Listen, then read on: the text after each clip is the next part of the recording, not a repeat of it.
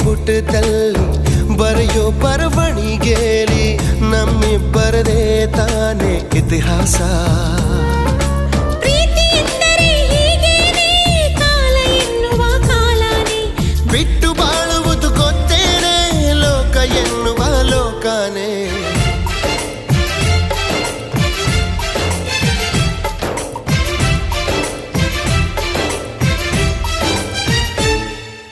ನಿನ್ನಾಣೆ ನಿನ್ನಾಣೆ ಪ್ರೀತಿ ದೇವತೆ ನಿನ್ನಾಣೆ, ನೀನಿಲ್ದೆ ನಾನೆಲ್ಲ ದೇವರಾಣೆ.